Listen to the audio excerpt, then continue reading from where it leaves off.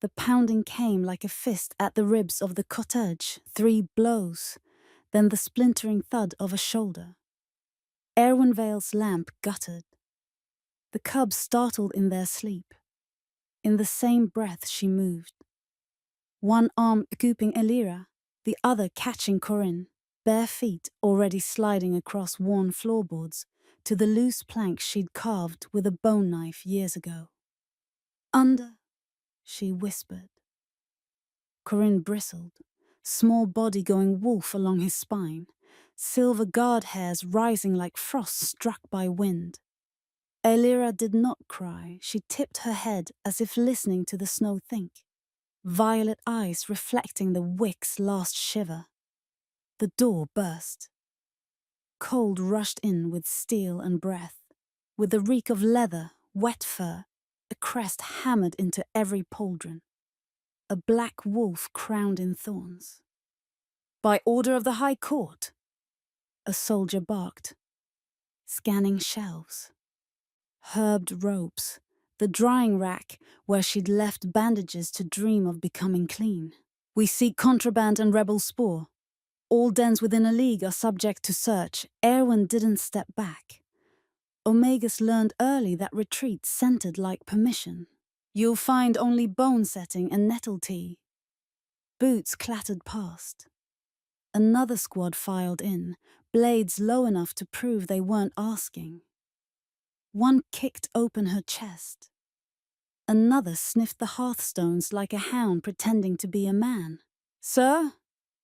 A young voice called from the threshold, all sharp edges wrapped in awe. "There's blood in the snow." A pause.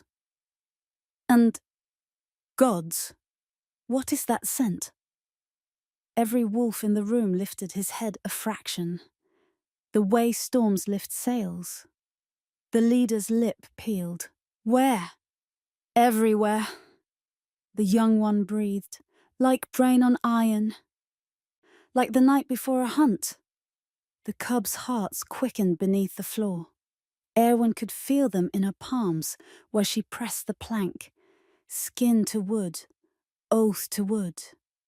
She curled over the seam as if she could teach her bones to be a lock. A shadow darkened the doorway. The temperature dropped without the wind's permission. He filled the frame without trying. Tall, old scars threaded like comet tails over knuckles. Hair bound at the nape, as if he'd remembered halfway through a war that he was king. Eyes the pale of waking steel. Dranavainen stepped in with snow melting on his cloak, an authority that did not need to be announced. Erwin had seen kings at a distance, on tribunals, on balconies, in the way taxes learned to become famine. She had not seen this, a sovereign's presence arriving like a tide, turning the room's gravity until everything faced the same shore. Her wolves, the tiny wild thing that had lived her whole life as rumor, and the 2 small ones who were her only truth, went still. Even the fire hesitated in its crackle. Draenor looked everywhere but at her. The eyes of men who have misplaced their souls learn to search in circles. "Clear it," he said, not loud. The squad dissolved through back rooms, up the ladder, into the closet where she kept 3 winters' worth of thrift and 1 dress for a funeral that hadn't happened yet. He stood in the middle of her kitchen, listening to the house. His jaw flexed once. Erwin braced for the moment he'd sent the crack under her hands. But his gaze snagged instead on a fraying thread by the windowsill. A little white loop Elira worried when she watched snow. The High Court taught wolves that details were how you won empires. Erwin had learned the same truth from herbs. Details were how you kept people. He turned at last. Their eyes met. The room changed shape. "Name," he said. "Erwin," she answered. And because she was tired of apologizing with her throat, she did not drop her gaze. Something like a flinch crossed the side of his face that war hadn't been allowed to touch. He smelled of winter rivers and a forge that had long cooled. The mark under his collar pulsed once, and the smallest sound, no louder than a mouse nosing flour, came from the floor at Erwin's knees. A finger, a child's, pale as fierce snow. It found the gap between plank and curled there, trusting wood the way some children trust prayer. Time knelt. Drainer's head turned by a degree you could measure in inches of breadth. His pupils widened, the world thinned to the thickness of a blade held flat to light. "Hold," he said, but he said it to himself. Erwin's mouth opened on an older word. "Don't."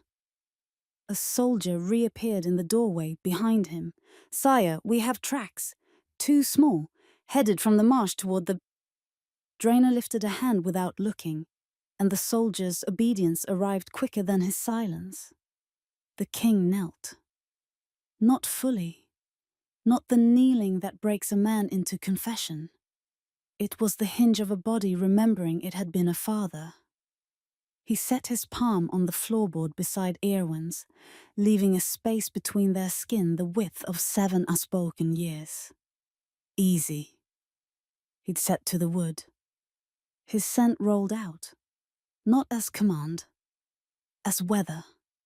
Under Erwin's hand, Corin went completely still. Aelira breathed in, breathed out. The plank warmed where her small palm rested. Erwin felt the heat through old resin and older fear. "You have no right," she whispered. But the tremor that found the sentence did not belong to terror Dor alone. "You don't know what's under this floor." "I know exactly what's under this floor," Drainage said. And the voice that had sent armies into fog shook like a man on the wrong side of a door. "Because, for the first time in 7 winters, my mark is burning instead of dying." He slid his thumb closer to the seam. He did not touch. It was the most careful thing she had ever seen a king do. His attention was a hand offered, palm up, to a feral thing. "Soldiers out," he said softly, eyes still on the plank. "All of you." "Sire?" The room stiffened. "Out," he repeated. "If anyone breathes within earshot of this cottage without my command, I will teach your names to the moon and ask her what a name looks like when it's ash." Footsteps stuttered, retreated, dissolved into snow. The door eased shut. The cottage exhaled. Silence remained, a silence shaped like a cradle. "Tell me how you found them," he said. "I didn't," Eowyn answered. "They found me." He looked up. There are questions a throne teaches you to ask, and questions grief teaches you to fear. He chose the second. "How long?" "Since the storm that ate the shepherd's bridge," she said, and watched understanding stagger through his eyes. He remembers that winter. He remembers the search parties. He remembers the first night he learned what it means for a man to be an echo. "And you hid them," he said. "I kept them," she corrected, quiet and merciless. "You hide contraband. You keep children." The plank shivered under their hands. Corin's breath hitched. Aelira's tiny knuckles flexed. Drainer's throat worked. "If they are who I think they are, this house is the most dangerous place in the world." "If they are who you think they are," Erwin said, "the world is the most dangerous place in the world." He closed his eyes once, as if remembering the shape of a prayer he'd unlearned. When he opened them, the iron in them had given way to something that could be bent if it saved a life. "Erwin," he said, "lift the board." She covered the seam with both hands. "No." "One of my wolves, Tharosfen's men among them. are sweeping the marsh. If they sent this cottage with that crest on the lintel, you won't get to say no to anyone again. His voice dropped. I can make this house a silence they don't enter. By lying to the men you command, she asked. By choosing which truth keeps a child alive. He said, You're late to that lesson. The edge in her tone surprised even her. The part of her that had learned to be careful waited for punishment. The part that had learned to be a mother put both palms harder to the floor. He breathed out. Yes. A small sound rose beneath the plank. Not whimper. Word. Ma. Erwin looked at the wood as if it were a mirror that had said too much. She forced her voice to steadiness and tucked the word back where only hearts hear it. Hush, little storm. The king's eyes blew wide at the sound, fury, wonder, and a gratitude so sudden it looked like pain. He set his palm fully on the floor. The mark throbbed through oak. Who are these children? He asked, more to the scene than to her. It was not a demand. It was a man asking the universe to remove a knife he had named Crown. Erwin felt the old instinct to say no one, to make small what the world wanted to hunt. But the truth under her hands had never been small. The plank shifted. Elira's fingers slipped through the gap again. Two delicate crescents that found their way to where Drainer's thumb waited without daring. She brushed his skin. The cottage forgot how to breathe. The king did not move. Silver burned through his irises.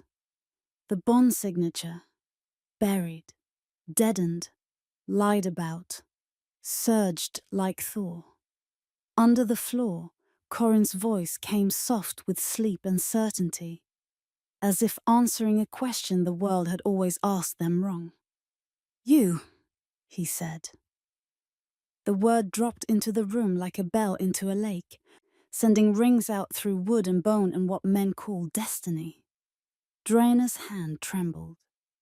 He swallowed a sound that would have broken the squad outside into kneeling if they'd heard it. Erwin forgot how to be afraid and learned, instead, how to watch a sovereign become human in the space between heartbeat and breath. Elira's fingers tightened. The seam's shadow held its shape like a secret agreeing to be named. Draenor's gaze lifted to Erwin. It was the look of a cliff deciding whether to fall or to be a mountain again.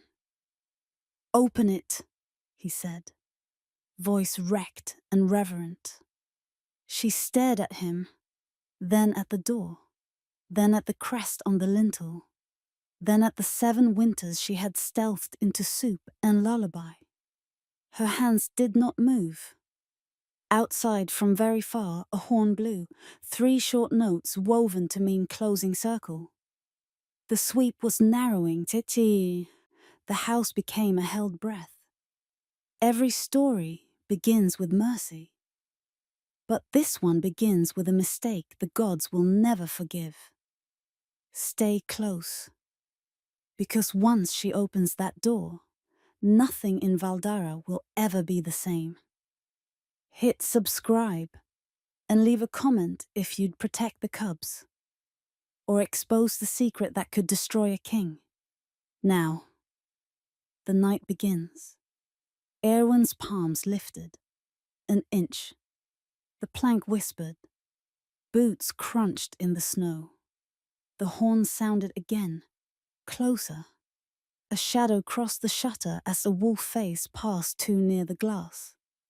Drainer's mark flared. Corin's small body knocked the plank from below.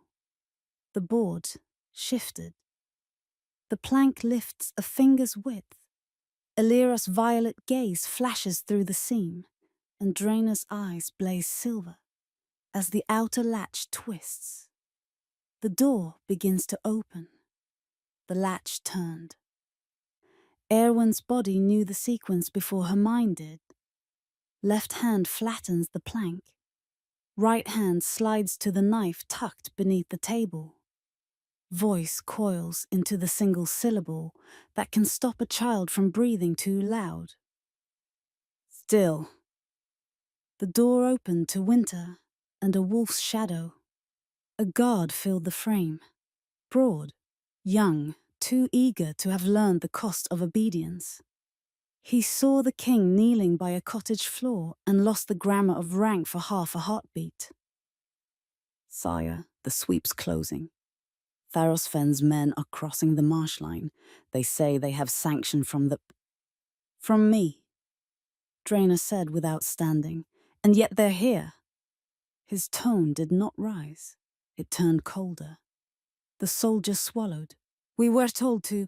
You were told to hold the road and keep your breath out of this threshold. Draenor flicked his gaze up, silver burning where anger used to live. Repeat my order, word for word. Loud enough for the marsh to learn it. The young wolf stepped back, spine straightening with the relief of being told exactly what to say. He repeated the command in a bark that carried. Far outside, other voices took it up. Boots pivoted. The circle shifted away from the cottage. A river, turning at a rock only it recognized as sacred. Silence gathered again, fragile, but theirs. Draenor exhaled. The vein in his jaw eased. We have minutes. Erwin's hand stayed on the plank. What will you do with your minutes if I lift this board? His eyes met hers, and for once, there wasn't a kingdom in them, only a father, raw as an open palm. Spend them not letting the world happen to my children again. Elira's fingers pressed lightly to his thumb from the seam, as if testing whether promises could be mapped by touch. Corin's breath fluttered like a trapped bird, and then steadied, listening to the heartbeat above. Erwin slid the knife back into its sheath. She hooked the notch she'd carved with that bone blade years ago and lifted the plank. Two faces looked up from a cradle of wool and cedar. A boy with stormlight eyes. A girl with irises that held a thin ring of violet where the moon had once kissed the bloodline. Frost-damp hair curled at their temples. Sleeves of two small tunics showed the length they'd grown without her noticing. Draenor did not move. The old instinct to claim, wolf-fast, king sudden, pulled at his shoulders and died there, strangled by a tenderness that had forgotten the way out. He lowered one hand, palm open, fingers emptied of command. Elira didn't take it. She measured it, as if weighing the hand against the air it displaced. Corin sniffed. His little nose wrinkled. The tight set of his jaw slackened by one grain of sand. Then, with grave dignity, only children and old gods possess, he pushed his small hand into the king's. Draenor bent until his forehead touched the plank. Erwin looked away because some prayers did not need witness. Sir? Came a new voice, older, quiet at first because it always chose quiet before it needed to be loud. Erwin knew the scent before the footfall reached the threshold. Resin, moon wax, and ash from books burned by men who feared understanding. Vaelith Morin did not cross the lintel. She bowed her head once, temple-level respect to a force older than crowns. Your Majesty, the marshline obeys, for now. But Tharosfen's crest is already in the reeds. Draenor lifted his face. He looked like a man who had remembered his name and feared it might get his children killed. Then the marsh will swallow him. Vaelith's gaze dropped to the floor, to the open hollow, and the two small bodies who watched her with frank animal appraisal. The priestess did not smile. Her eyes softened the way a winter sun does, the gentlest version of something that could still blind you. "The moon mark burns faint on the girl," she said. "No awe, only accuracy. It sleeps in the boy, like a bell that hasn't chosen its hour." Erwin's shoulders tightened. "You will not mark them." "I already did," Valith said, and for a heartbeat Erwin's wolf rose, the rumor in her blood becoming proof. "When I decided to live and keep the knowledge that they lived." Drainer's head snapped. "You knew." "I knew the night the storm ended and the wind changed," Valith said. "I smelled a future the court would break itself trying to name. I chose silence. I am a heretic where it counts." Erwin stepped between the hollow and both of them without deciding to. "What do you want?" "Want?"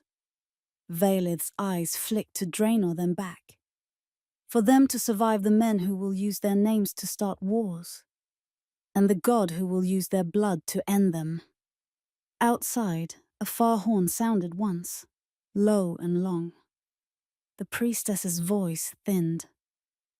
"We have little time and fewer truths we can say aloud. So listen. The mark on your chest, your majesty, does it burn like oath or curse?" Drainer's hand went to his collar, to the place where the coin of old power lay beneath the skin. "It burns like a debt." "Good," Valith said. "Then the ledger is still open." She stepped inside. Erwin's jaw flexed, but she did not bar the way. The priestess crouched by the hollow, lowering herself to wolf height so that respect was not a vertical insult. She did not reach. She showed her empty hands, two little altars of surrender. "Elira," she murmured, using the name as if she'd been given it by the child herself. "May I see your eyes?" The girl looked at Erwin, then at Draenor, then back to the woman who did not pretend to own her. Slowly, Elira lifted her chin. Valith inhaled once, sharply, as if a blade had gone in where breath should. "Yes," she said. "The violet ring. It's thin yet, but it will widen when she's claimed." Erwin's mouth tasted of iron. "Claimed by whom?" Valith's answer landed like a ghost's hand on a shoulder. "By the law that lives beneath the throne. The one written before men learned the word king." Draenor stood. Erwin rose with him, a reflex honed by months of making her body the wall between danger and smallness. They faced the priestess like two edges of the same shield. "Speak plainly," the king said. "I will," Valith replied, and did. "Those who stole the heirs were not foreign wolves.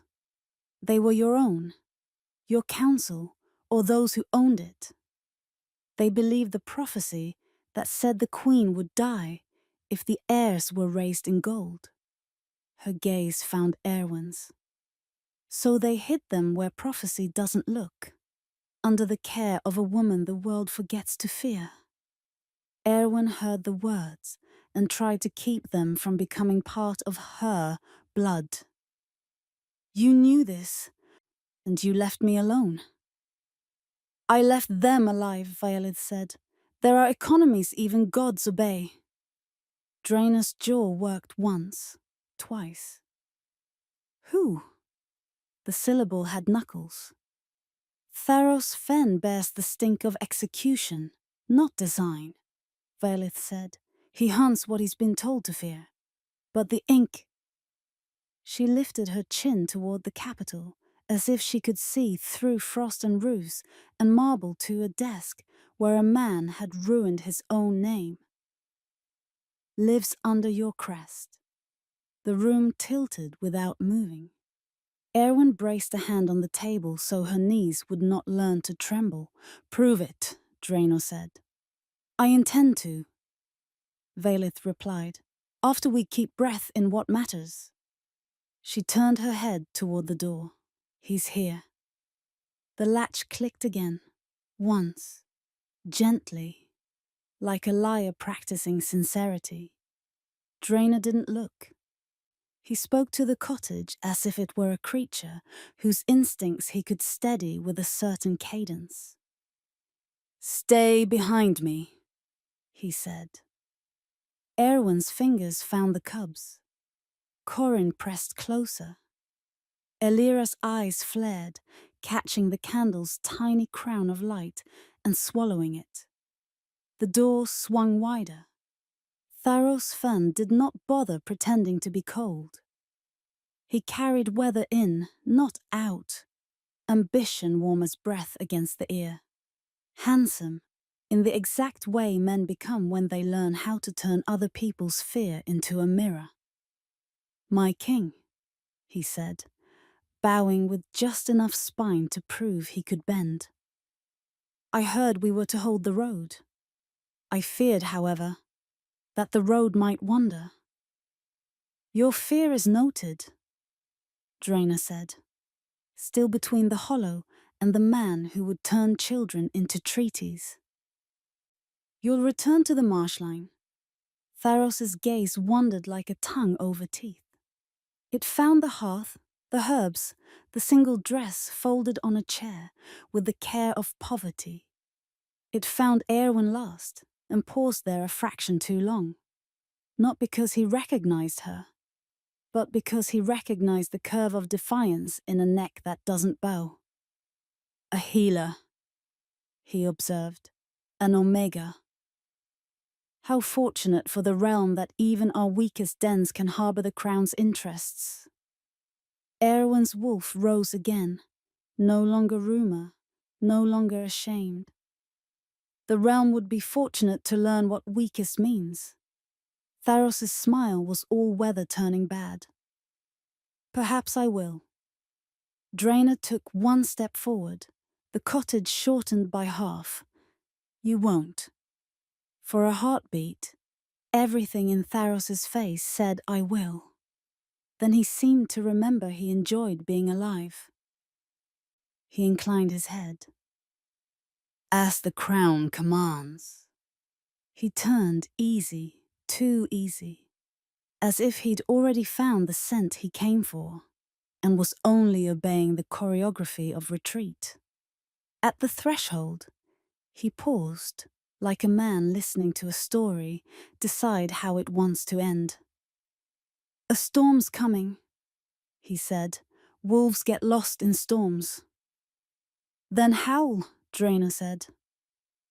Tharos left. The door shut on a draft that felt like a promise cut in someone else's blood. Valith exhaled. "We've bought an hour. Not enough," Erwin said. "It never is." Draenor nodded once. "We move." Erwin slid the cubs up into her arms with a practice that left no space for argument. "They don't run well in snow." "Then I carry them," he said. "Then you earn them," she answered, and shouldered past him into the night. They moved like a single animal split between bodies. Erwin leading through drifts she could read by scent. Valith ghosting behind with a staff that wrote silence into ice. Draenor ranging the edges, gaze cutting paths where roads would later swear they'd always been. The forest closed around them. Black fur, white breath, silver sky. Somewhere behind, the marsh lit in small hungry lanterns.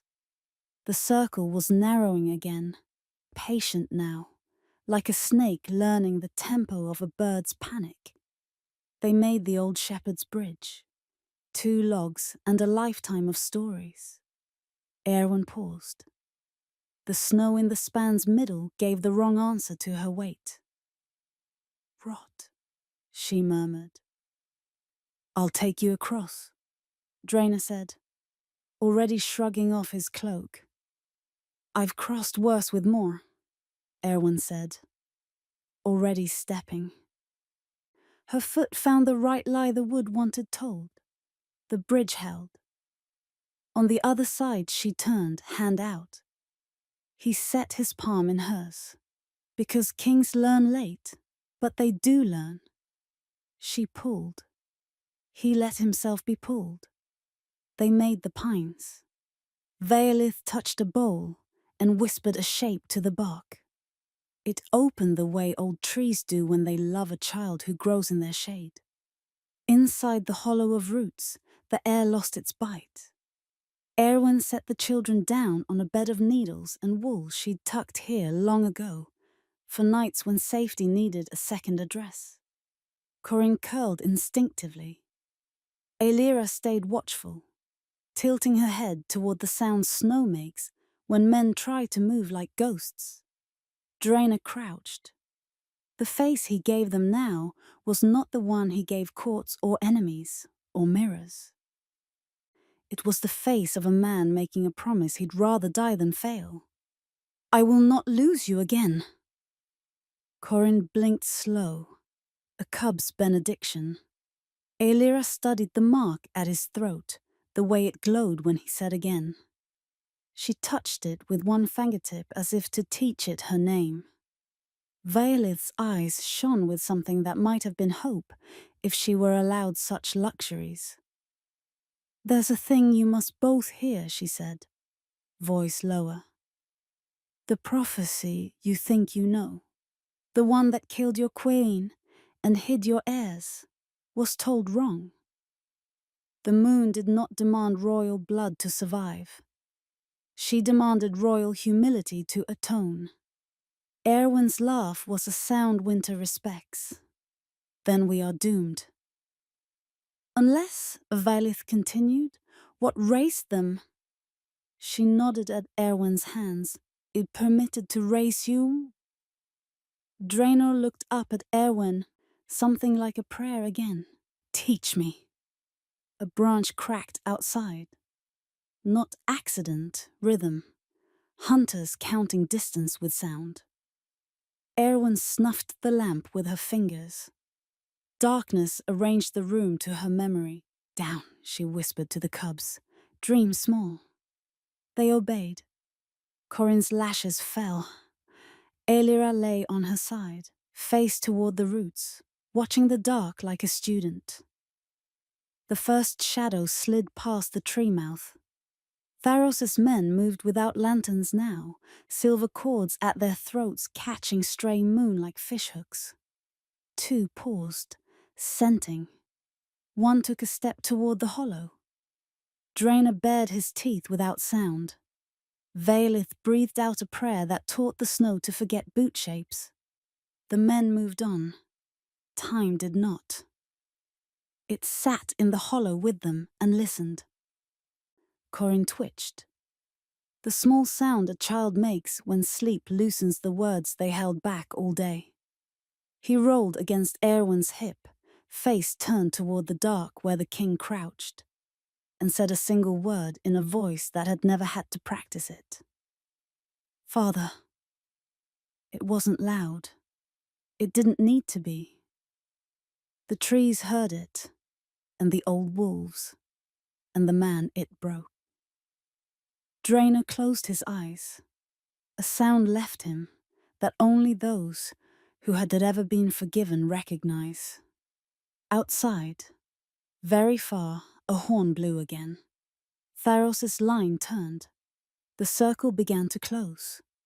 Erwin opened her eyes in the dark and counted their truths, the way some people count knives. Now, she whispered, tell me what you hid 7 winters ago. And Vaelith, because the chain had to be broken somewhere, answered. You did not find them by accident, Erwin. The king ordered them carried into the storm. The hollow forgot how to hold breath. The hollow went silent. Even the snow above them stopped falling, as if it too wanted to hear what could possibly follow that sentence. Erwin didn't move, didn't breathe. The words hung between them like the sound of a blade being unsheathed. Slow, inevitable, final. The king ordered them carried into the storm. Her throat worked around air that had turned to stone. "You're lying." Vaelith didn't flinch. "I wish I were." Draenor straightened, shadows painting him taller against the bark walls. His voice was low, dangerous, but not to her. "Explain. Now." The priestess's eyes found the cubs huddled in the wool cradle. 7 winters ago, the goddess spoke through the blood moon veil. She said your line would die before your reign found peace. That your heirs would inherit a curse older than the crown. "I remember the prophecy," Draenor growled. "It was a lie crafted by cowards." Vaelith's gaze sharpened. "It was no lie, my king. But you..." She turned toward Erwin. "You were part of its mercy." Erwin's heart kicked against her ribs. "I don't understand." Draenor's hands curled into fists, veins black against pale scars. "She's twisting it." "I'm not," Vaelith said quietly. "You ordered it, Draenor. You begged the goddess for their lives. And the price she named was ignorance. They could live only if raised by a mother who did not know their blood, under a roof untouched by power or pride." Erwin stared at him. "You knew. You knew what they were when you sent them to die in the snow?" Draenor's voice cracked like ice breaking over a lake. "I didn't send them to die. I sent them to live." The council had already begun the purge. They believed the prophecy meant the heirs would bring ruin. They planned to kill them in the cradle. "You let them." "I ordered them taken, hidden," he roared. And the trees shook with it. "I trusted the goddess's word that they'd find safety beyond my reach." "Beyond your reach," Erwin spat. "That's what you call leaving children in a blizzard. That's what you call faith." The cubs stirred at her voice. Aelira curling tighter, Corin pressing his face into her cloak. Erwin sank to her knees, arms wrapping them as though she could fold the world back into something kind. Vaelith's whisper cut through the tension like a thread through skin. He never knew where they went. The goddess veiled it from even him.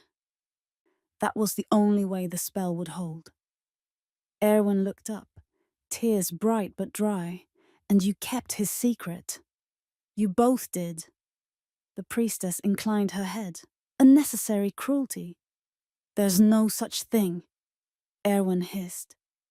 Draenor's voice broke again, softer now, bare of the armor it had lived in for years. "Erwin, when I saw the storm that night, I thought it was punishment. Every day after, I hunted for a sign. Every night, I dreamed I'd hear them call. I told myself silence meant safety."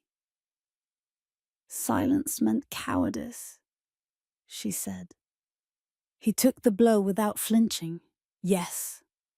The confession emptied the air. For a moment, there was nothing left but the smell of gold bark and salt. Vaelith moved to the hollow's mouth, hand raised in warning. "Keep your voices low. Tharos's men are still sweeping the ridge." Erwin's shoulders trembled with fury she could no longer swallow. "You were the one we feared. The monster from the stories. The king who burned villages to find what he lost. And all this time..."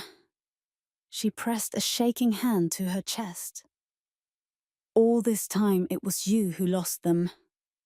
Draenor knelt, slowly this time, not as a ruler, but as a man crawling toward his own ruin. "I have no defense," he said. "Only this. I will not lose them again." Or you. Her laugh was brittle as frost breaking on a window pane. You don't get to choose that now. Aelira lifted her head. Her voice came small, steady. He's crying. Both adults turned. Draenor blinked, unaware that tears had thawed the hard line of his cheekbones. The cub's gaze didn't hold fear, only a strange kind of understanding that didn't belong in one so young. Why? She asked him simply. Because, Draenor said, voice hoarse. I just met what I spent half my life trying to protect, and she hates me for it. Erwin's throat closed.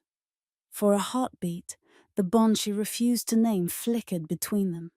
Raw, dangerous, alive. Vaelith's head snapped toward the opening. They're closer. Draenor rose, shoulders set. I'll lead them away. Erwin's grip tightened around the cubs. You'll lead them to us. You think the scent of your blood won't draw them back? He turned to her, eyes blazing silver. Then what do you suggest? Her answer came fast, instinctive. You hide, here, with us. It stunned him enough to silence the argument forming behind his teeth. I'll draw them away, she continued. They don't know me to them. I'm just another Omega healer. Nothing worth chasing. Draenor's growl was quiet, desperate. You won't survive. I've been surviving since you lost them, she said, and rose to her feet. The cubs clung to her cloak. Corin's voice trembled. Mama, no. She kissed his hair, then Aelira's. I'll come back with the dawn. Vaelith's eyes softened. If you walk into the goddess's storm, you may not return at all. Then pray she's merciful, Erwin said, stepping toward the night. Draenor's hand caught her wrist. Erwin? She looked back, and something inside him cracked all over again. You made a choice 7 winters ago, she said. Now it's my turn. She pulled free and vanished into the snow. Outside the wind rose, sharp, howling, alive, with the scent of wolves. Vaelith laid a hand on the king's shoulder. If she dies out there, the goddess will never forgive you. Draenor's reply was a whisper carved from ash and prayer. Then I will forgive the goddess instead. Snow swallowed her before the king could follow. Erwin moved through the storm the way ghosts travel through memory, half seen, entirely certain. The cold tore at her lungs, but she didn't slow. She knew this forest. She'd mapped it in survival. Every hollow root, every stream that froze crooked instead of straight, every echo that wasn't echo at all. Behind her, faint and desperate, came Draenor's voice. Erwin, don't do this!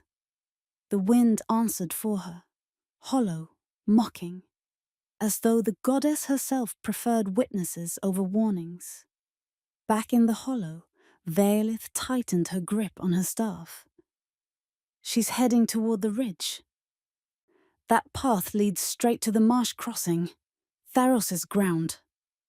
Draenor's chest rose and fell like a furnace starved of air. Then she won't die alone. Vaelith's hand blocked him. You go out there now, they'll smell your blood before her footprints fade. Then pray they do. His eyes flashed silver. The wolf under his skin had stopped obeying logic hours ago. The priestess hissed through her teeth. King or beast, you'll get her killed twice. The cubs stirred in their sleep, whimpering from a dream too heavy for children. Draenor froze. Their scent, the wild mixture of warmth, milk, and destiny, caught in his throat. He turned back to Vaelith. Guard them. If I fall, take them north. Find the Ashen Monastery. Tell the monks the Alpha King dies paying an old debt. Vaelith's reply came like a closing gate. And if I refuse, then you condemn the moon to hunger. He didn't wait for her answer. He was gone before his cloak finished falling. Erwin found the first body near the river. A royal guard, throat open. Crest of the black wolf split through the chest plate. The snow around him steamed. Wolves had fought here. She crouched, touched the wound. The edges weren't clean. No blade. Claws. Silver-lined. Savage. Unmistakable. Tharos's wolves. A growl slid through the trees, low and deliberate. Erwin rose slowly. I don't have what you're hunting. On the contrary, came the voice, smooth as venom over silk. You've had what I've been hunting for 7 years. Tharos Fen stepped out of the mist. His armor glimmered dull bronze, fur cloak spattered with the blood of those slower to Hud than faith. The moon marked his eyes faint gold, the color of arrogance that mistakes itself for destiny. He tilted his head, studying her like prey that had surprised him by speaking. An Omega healer, he murmured. How quaint. Did you think your hearth could hide royal scent forever? I thought mercy could, she said. He smiled. Then you've never met a hungry wolf. He lunged. Erwin spun aside. Her knife flashed. The edge cut shallow across his gauntlet. Silver sang. But his claws caught her shoulder, spinning her into the snow. She rolled, came up bleeding but steady. You fight like someone who's been pretending not to be wild, Tharos said, circling her. Tell me, healer, did the king send you? Or are you another of his ghosts? Her laugh came sharp and bitter. He has enough ghosts. I'm the one who buries them. That stung. His eyes narrowed. You're bold for something breakable. Try breaking me, she said. He did. Steel met bone, breath met scream. She ducked one swing, caught the next, drove her blade into the gap between his armor plates. He gnarled, part pain, part pleasure. Wolves like Tharos lived for the taste of resistance. He caught her wrist mid-strike, forcing the knife downward until it kissed her own throat. Where are the heirs? He demanded. Her answer was blood and defiance. Closer than you think? He twisted the blade. Wrong answer. Then a roar shattered the sky. It wasn't human. It wasn't weather. It was power remembering itself. The trees bent under the sound. The air ignited silver, and out of the storm came the Alpha King, half man, half wolf, eyes burning with every oath he'd ever broken. Get away from her, Draenor said. Tharos stepped back, laughter bright and cruel. At last, the ghost returns to his grave. You talk too much, Draenor said, and then he moved. The fight that followed was not a battle. It was a reckoning. Snow turned black under their feet. Claws flashed like lightning across its stone. Erwin stumbled to her knees, one hand pressed to her wound, watching power collide with memory. Tharos was fast. Draenor was final. When the end came, it came in silence.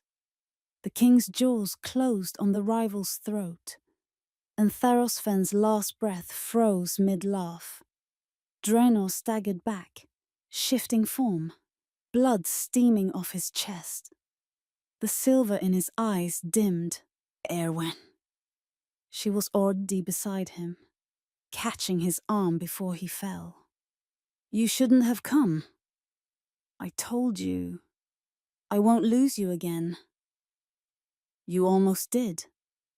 He smiled, and it was the saddest thing she'd ever seen. Almost means I didn't. Behind them, the storm broke. But peace did not follow. Because when they turned toward the ridge, the hollow where Vaelith had hidden the children was burning. Aelira's cry cut through the night, small, terrified, and impossibly far away. Erwin's scream answered it. Draenor's mark flared, burning straight through his armor. And in the smoke, carved into the snow in runes that glowed with goddess light, were words no mortal hand could have written. The moon takes back what you defied. The night screamed, not with thunder or war, but with a mother's grief and a king's fury. Two sounds that the moon had no music for. The fire lit the trees in streaks of orange and white. Resin hissed, bark split, snow turned to steam.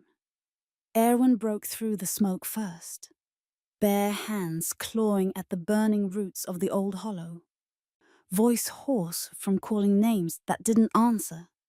Corin, Aelira? No reply. Only the crackle of wood, the heavy breath of smoke-fed wind, and the faint sound of something small moving beneath the embers. She dropped to her knees and tore through the ash with her hands. Pon lanced through her palms, but she didn't stop until she saw it. A thread of cloth, torn from Aelira's tunic, tangled in the roots. No bodies. No blood. Her heart punched against her ribs. They're alive. Behind her, Draenor limped into the clearing, half-shifted, skin still streaked with the blood of Tharos Fen. His claws were gone, but his eyes had not fully come back from the wolf. They burned like twin moons inside a man who no longer trusted the sky. He looked at the fire, then at the priestess's staff, lying snapped in the dirt. Vaelith. Gone! Erwin rasped, throat raw. Taken. With them, maybe. Draenor crouched beside her, picked up a handful of soot, rubbed it between his fingers. His nose flared once. Not Tharos' scent. This is older, divine. Erwin's body stilled. The goddess. He nodded once, slowly, as though speaking the word might make her listening. She took them. Why? Because we broke her bargain, he said, voice hollow. We defied her when we stood together. The wind changed. The fire hissed lower. Out of the trees came the faint toll of unseen bells. Erwin rose to her feet. Then we take them back. Erwin! She turned on him, eyes burning brighter than the flames. You sent them to her once. I won't let you do it again. He met her gaze. The storm between them cracked wide open, but underneath the anger was something heavier, guilt wrapped around devotion. You can't fight a goddess. Then we make her bleed belief. A sound like laughter moved through the wind. It was soft, vast, and cruel. Draenor's mark blazed to life on his chest. The light cut through his armor, etching a pattern that pulsed in rhythm with his heart. She's calling me. Erwin stepped close, then answer her. He looked down at her, snow in his hair, smoke on his breath. If I go, there's no return. She met him with steady eyes. Then I'll follow. The ground shuddered beneath them, cracking open like a wound. Through the split came silver light, blinding and endless, spiraling upward into the sky. The fire went silent. The snow lifted. The world turned inside out. Erwin grabbed Drainer's hand. The light swallowed them whole. When the world stopped spinning, she was standing on a plane of glass under a bleeding moon. The air shimmered with starlight and sorrow. The goddess's realm. At the far end of the horizon stood Vaelith, kneeling beside a stone altar. Between her arms, two small shapes, breathing, sleeping. Corin and Elira. Vaelith, Erwin shouted. The priestess turned, tears cutting pale lines through soot. You shouldn't be here. Neither should they Erwin said, running forward. Give them to me. I can't. Behind her, the moon bent lower, its light forming into the shape of a woman, tall, faceless, radiant, and terrible. When she spoke, her voice was every wind that had ever carried prayer. Erwin Vale, you were chosen to heal, not to defy Etta. Erwin didn't bow. I chose life. I chose love. You chose theft, said the moon.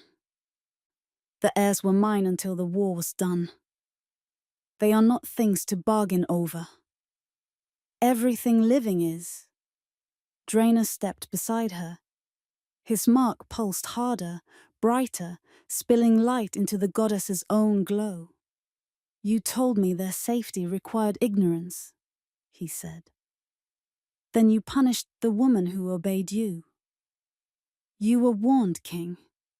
No mortal can share the bloodline's power without losing what they love most. Erwin's hand found his. Then take me. Drainer's head snapped toward her. No. One life for two, the goddess said. It is balance. Drainer's grip tightened until she felt his pulse hammering. You think I'll let you have her? You already have, said the moon, voice soft as morning. Every oath costs something. The light around them began to dim, as though the sky itself were bleeding out its last color. The air trembled. The children stirred. Erwin whispered, Draenor, if this is the only way. He cut her off, voice breaking. You die. I die too. Then perhaps that is what love means, the goddess said. The ground cracked again.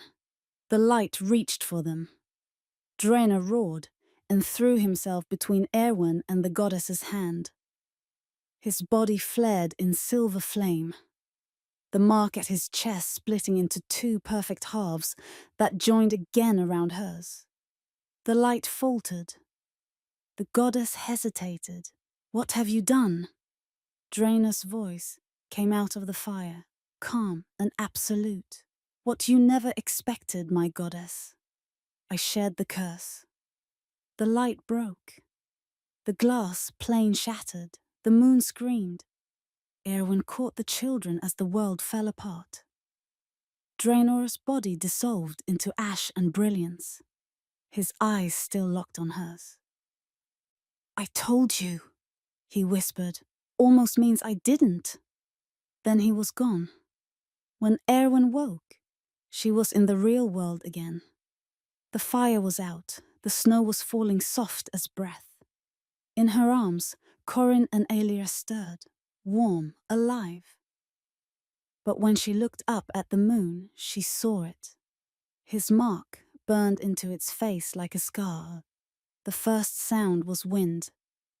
Not mortal wind, the kind that moves leaves, but wind that moves time. Erwin opened her eyes. The forest was still, every tree bowed in reverence to something unseen.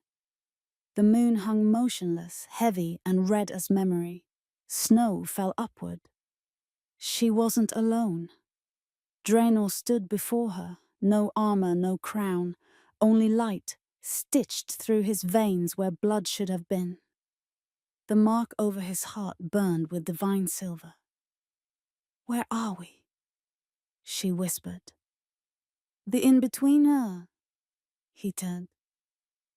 His voice wasn't quite human anymore. The place between breath and bargain. Erwin looked around. The trees shimmered like glass. Beneath them, the snow rippled with reflections of faces. Wolves, kings, mothers, gods, all of them watching. The children, he smiled faintly, pain shadowing the corners of it. Safe for now. For now, he met her eyes. Until the goddess collects what I promised. A tremor split the air.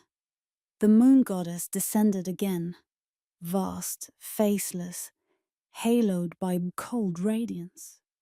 Her face came not as sound, but as command inside the bones. King Draenor, you defied our covenant. You shared the curse meant for one. Draenor bowed his head. I shared love. That isn't defiance. Love is rebellion when spoken by mortals. Erwin stepped forward, the snow glowing under her bare feet. Then let rebellion live. You took him for your cause once before. Take me now. The goddess tilted her head, light pulsing where a face should be. You offer yourself again? Haven't you learned? The moon grants no mercy, only balance. Erwin lifted her chin, then balanced this. His life for mine. That's balance enough. Draenor turned to her sharply. No, you've given enough. She smiled through tears. I'm giving back what you gave me. The goddess regarded them both, the silence stretching into eternity. There is another path, she said at last. Erwin's heart stuttered. What path? The heart bond you forged burned through my law, but did not destroy it. If you would rewrite the bond, you must bleed it into being. Draenor's gaze darkened. Bleed? The moon asked for proof. The light around them thickened, forming a circle of silver fire. At its center lay a pool that shimmered like liquid glass. Step into it together, the goddess said. If your love is truth, the pool will take your power and grant your peace. If it is not, one of you will vanish from the world forever. Erwin reached for Draenor's hand without hesitation. Truth has never been afraid of being tested. He caught her wrist. Erwin? No, she's playing us. The goddess's light flared. The moon does not play. The moon decides. Erwin's eyes softened. We've both been running from fate since the night we met. Maybe it's time to stop.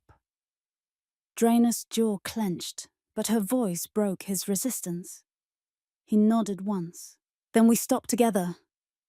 They stepped into the pool. Silver light coiled around them, climbing their bodies like ivy made of fire.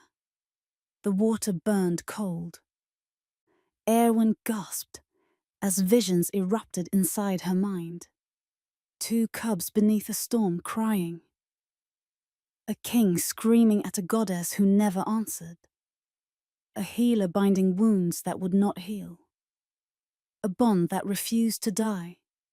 Their fingers intertwined, their marks ignited, merging into one blinding symbol that filled the pool with radiance.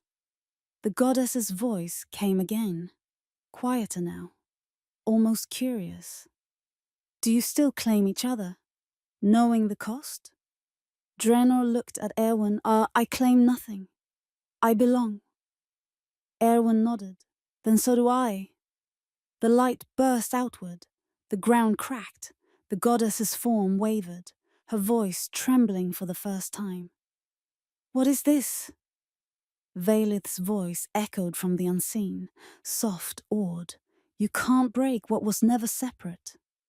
You asked for proof of love, Moon. There it is. The pool imploded. Silver fire shot through the sky, shattering the red moon into fragments that rained like falling stars. The goddess cried out, her shape dissolving into light. When the glow dimmed, the forest was real again. The stars had returned. The snow fell downward once more. Erwin collapsed into Draenor's arms. His body was solid, warm, alive. He looked down at her, eyes soft with disbelief. "We're still here." She smiled weakly. "You sound disappointed." "I sound human." Above them, the moon reformed. Not red, not silver, but pale gold. A sign of peace never before seen in Valdara.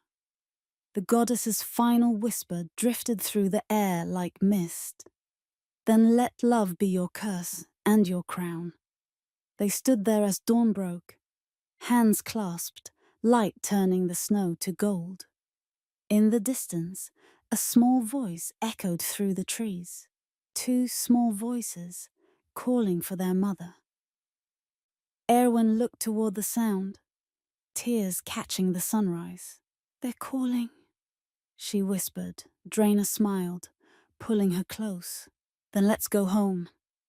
Dawn bled gold over the valley of Valdara, but peace never truly arrived. It only pretended. For 3 nights, Erwin had felt it. The unnatural hush in the wind, the way shadows lengthened wrong. The moon had changed color after the goddess's fall, but some part of its power still clawed for meaning. And then the dreams began. Every night, Draenor woke, gasping, the scent of blood and ash clinging to his throat. He would find Erwin asleep beside the children, her hand resting over Elira's heart, as if protecting what light she could. He never told her that in those dreams, Theros Fen stood smiling, skin cracked, eyes hollow, voice echoing like something that had forgotten the shape of flesh. It started with the wolves. A pack wandered down from the highlands at dusk, eyes burning gold, foam black at their jaws. They tore through a merchant's convoy before anyone could scream. The survivors swore they heard a voice command them, "Find the Alpha King's heart." By the next morning, Valdara's borders burned. Draenor gathered his generals, but his mark burned too bright for counsel. He sent them away. This wasn't war. It was a message. Erwin found him in the courtyard, standing in the snow where the moonlight still shimmered faint gold. "He's back, isn't he?" she asked. He didn't look at her. He should have stayed dead. "He didn't choose to come back," she said softly. "The goddess did." He turned then, eyes like molten silver. "She's gone. Gone," Erwa said. "It's not the same as powerless." That night, the forest screamed again. Erwin and Draenor ran toward the sound, blades drawn, breath forming ghosts in the cold. They broke through the trees and stopped. At the center of the clearing stood Theros, or what used to be him. His armor was fused to his skin, blackened by moonfire. His eyes glowed like dying suns. Around him, wolves knelt. Not alive, not dead, their bodies held together by threads of silver light. "King Draenor," Theros said, voice carrying the echo of something divine. "You took what belonged to the moon." Draenor's claws slid from his fingers. "And you took her mercy."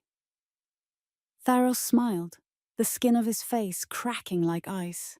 "Mercy is for gods. I am the void she left behind." Erwin stepped forward. "Then you're her punishment." Tharos's gaze flicked to her. The healer who thought she could defy prophecy. "Tell me, When he burns again, will you kneel or curse his name? She didn't answer. She raised her blade.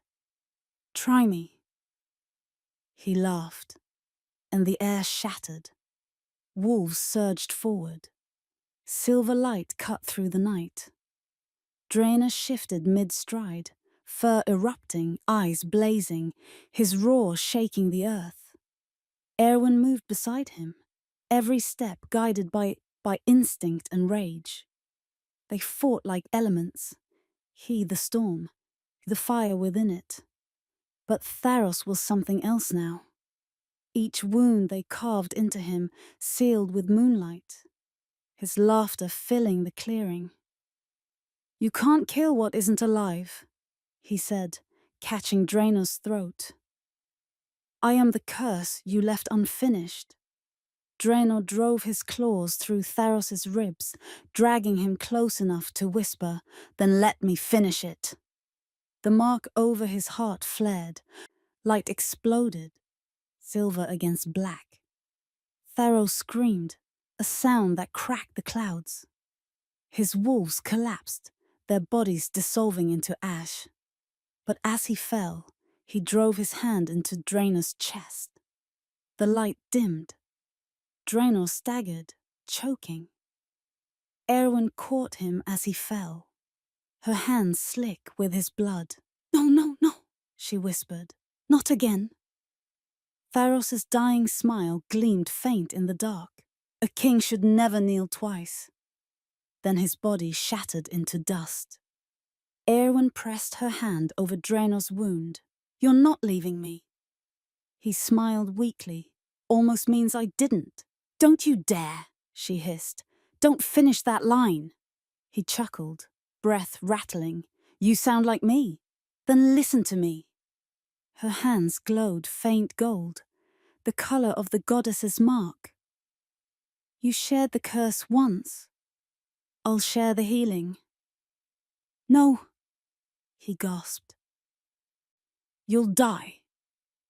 "I'll live," she said fiercely, "because you will." The light burned between them again, hotter this time, desperate. It spread through the wound, through the bond, through the snow until the clearing itself hummed. When it faded, Draenor's wound was gone. But Erwin had gone still. He gathered her into his arms, trembling. "Erwin." Her eyes opened slowly. "You never listen." He laughed, half in relief, half in disbelief, and pressed his forehead to hers. "You made sure I couldn't." Above them, the gold moon flared brighter. The war was over by morning. Tharos's ashes scattered to the wind. The wolves buried their dead. The moon hung calm and unbroken. But when Draenor walked the halls of his keep again, he carried a new mark over his heart. Erwin's. The goddess had taken her throne, but love had rewritten her law. The dawn after Tharos's fall did not feel like victory. It felt like aftermath. Ash still clung to the air, fine as regret. The wolves who survived avoided Draenor's gaze, not from disloyalty, but awe. To them, he was no longer just king. He was myth given muscle and breath. But myths, Erwin thought, are terrible at being men. She watched him from the edge of the terrace, her shawl drawn close. The mark that had saved him now glowed faintly across his chest, pulsing in rhythm with her own heartbeat. Every time it did, she felt it, something new stirring beneath her skin. Not the moon's power, something older, wilder. The goddess was gone, but the bond she'd tried to destroy had rewritten the laws that bound them all. Erwin tested it first. In the quiet of dawn, she pressed her palms to the earth and whispered a prayer. Not to the moon, but to the life beneath it. The soil trembled. A dead vine near her hand began to bloom. Not in silver light, not divine, just alive. She gasped, covering her mouth. Behind her, a familiar voice rumbled. You always did talk to things that can't answer. She turned. Draenor stood in the doorway, half smile softening the scars at his throat. His hair was unbound, streaked with morning gold. He looked mortal again. I wasn't asking for answers, she said. I was asking for forgiveness. He stepped closer. And did it listen? The ground listens, she said. Even when gods don't. He looked at the flower blooming in the frost. Then maybe it's time Valdera had a queen who could make things grow instead of bleed. She met his eyes. You'd make me queen again? He tilted his head. I never stopped. Her throat tightened. Caliph, He shook his head gently. Not now.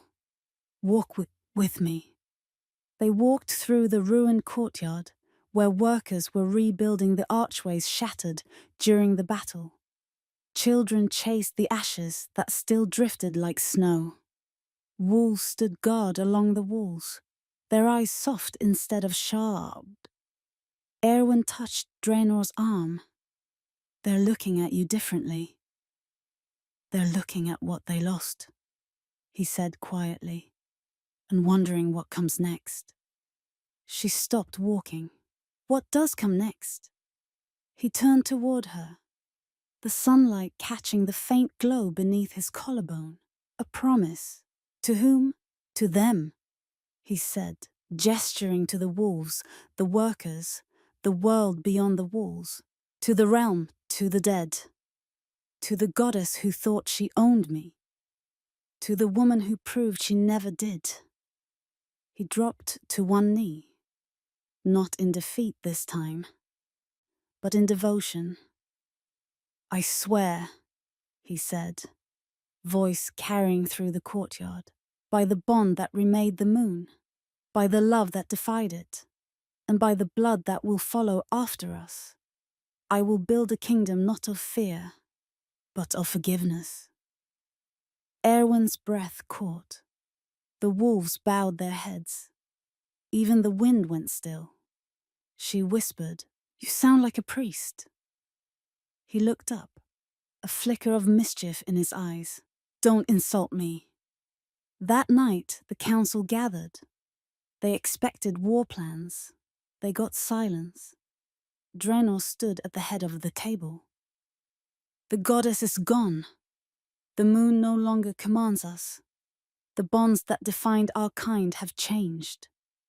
One elder scoffed. Changed? Without her light, our hierarchy collapses. Then let it collapse, Draenor said, and let something living grow in its place. The murmurs began. Fear, disbelief, but also curiosity. Erwin stepped forward from the shadows. Her presence quieted the room. What if peace isn't weakness? She said softly. What if it's evolution? The oldest counselor frowned. And if the gods punish us for this arrogance? Erwin met his eyes. Then let them learn what it means to lose faith in themselves. Later, alone on the ramparts, Draenor looked up at the pale gold moon. Erwin joined him, resting her head against his shoulder. You meant it, didn't you? She murmured. About forgiveness. I meant every word, he said. Even for myself. She smiled faintly. Especially for yourself. Below them, the wolves began to howl. Not in mourning this time, but in harmony. It rolled across the mountains, through the forests, and up toward the moon. Draenor took her hand. When I die, let it be like this. Quiet. Under a sky that forgives. She squeezed his hand tighter. Then don't die. Live like this instead. In that moment, something unseen moved through the air, an invisible tremor of power. The moon flickered once, like a heartbeat acknowledging the vow below. The mark on their chests glowed together, forming a single pulse of golden light that rippled through Valdara. Flowers bloomed overnight. The wolves woke from nightmares they didn't know they'd been having. And somewhere beyond the stars, the goddess stirred, but she did not speak. She only watched. The first night of the new moon was supposed to be empty. No light, no shadow, no divine eyes watching. Yet Valdara glowed. Lanterns floated on the rivers, their flames small but unyielding. Wolves sang low songs to the earth instead of the sky. The old priests said the silence of the moon was an omen. The young said it was freedom. And at the center of it all stood Erwin Valor, her hands glowing faint gold, her hair braided with threads of silver ash. The mark on her chest shimmered faintly, neither curse nor blessing anymore. Something human, something earned. Behind her, Draenor watched from the balcony of the Moonkeep. His armor was gone. His crown lay untouched on the table. For the first time in years, he didn't feel the pull of destiny. Only the pull of her they gathered in the courtyard. The wolves, the healers, the broken and the hopeful. Erwin stepped forward, holding a basin carved from moonstone. In it, water shimmered with faint starlight. She raised her voice, soft but certain. Once, the moon gave us laws. Then it gave us pain. Now it gives us silence. So we speak instead. She dipped her fingers in the water. Every bond once demanded power. Let this one demand peace. One by one, the wolves came forward. They touched the water, and each time a faint thread of gold wrapped around their wrists. It wasn't divine. It was chosen. When Draenor approached, the crowd knelt. He looked down at her, expression unreadable. You always hated ceremonies, she murmured. He smiled faintly. This one feels different. Because it's yours, she said. He looked at her for a long time, then lowered his hand into the basin. The gold light flared, then split, half wrapping around his wrist, half flowing into hers. Their marks glowed together, brighter than before. But this time there was no pain, only warmth. That night, Erwin couldn't sleep. The world outside was too still, too alive. She slipped from their bed and walked barefoot into the gardens. The snow was melting, the soil steaming faintly in the moonless air. She could feel the pulse of the land beneath her feet, the realm itself breathing again. When she reached the fountain, she froze.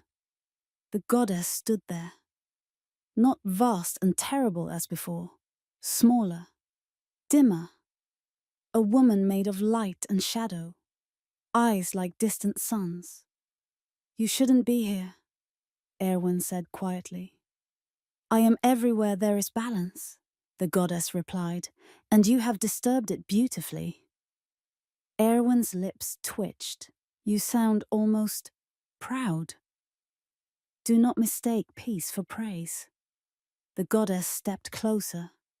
You ended what I began, but endings always birth beginnings. Erwin swallowed. What do you want? To warn you. The bond you forged doesn't belong to the moon or to me. It belongs to the world. And the world will test what it doesn't understand. Erwan looked up at the empty sky. Then let it try. The goddess tilted her head. And when it breaks you, Erwan smiled softly. Then it learns what we already did. Broken things still shine. The goddess's expression flickered. Surprise. Then something like sorrow. You sound like her. Who? The first queen who defied me. And then the goddess was gone. No light. No trace. Only a single falling petal where she'd stood. Erwan caught it, its weight like a heartbeat. By dawn, the moon had returned. Not silver, not red, but a new hue altogether. Pale amber, warm as morning. The wolves howled in awe. The priests fell silent. Drena stepped beside her on the balcony. It's changed again. She nodded. So have we. He slipped his arm around her waist. What should we call it? Erwan looked up at the glowing sky. Not a goddess's moon, not a king's. Let it be the people's. He smiled. The people's moon. Sounds almost peaceful. Don't get used to it, she teased. Peace is harder to keep than war. He laughed quietly, pressing his forehead to hers. Then we'll keep it together. That evening, as the first stars emerged, two small figures ran into the courtyard, Corinne and Aelira, their laughter bright enough to echo through stone. Erwan knelt, gathering them close. Where were you two hiding? Aelira grinned. We found something. She opened her hand. Inside it lay a small shard of moonstone, glowing faintly gold, humming with the same pulse as Erwan's mark. Drena looked down at it, then at Erwan. The moon left a piece of itself behind. Erwan smiled. No. It left a promise. They stood together beneath the new light, king, queen, and children, watching the future rise like dawn over Valdara. Once, the moon chose us, Erwan whispered. Now we choose each other. The amber light flared brighter, scattering across the horizon. And for the first time in centuries, Valdara dreamed without fear.